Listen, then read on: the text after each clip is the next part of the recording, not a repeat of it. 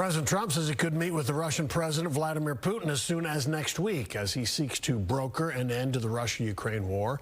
The talks could potentially include Ukrainian President Volodymyr Zelenskyy in a later meeting as well. Fox's Connor Hansen has our story.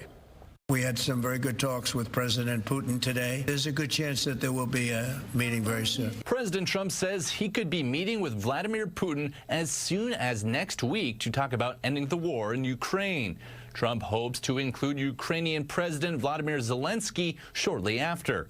White House Special Envoy Steve Witkoff met with Putin in person on a trip to Moscow, where Putin said he'd like to speak with Trump directly.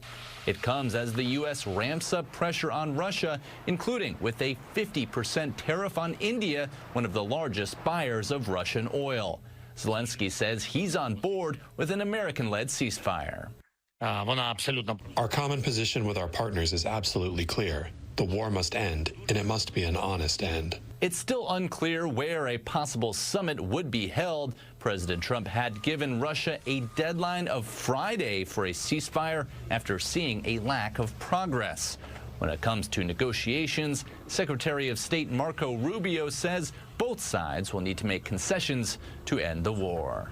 I think the key elements of any end of the war are going to be territorial. You know, there are areas that Russia has taken that they currently control. President Trump would not say if he would drop sanctions if there is a ceasefire, but he did say more countries could face steeper tariffs in the meantime if they buy Russian oil.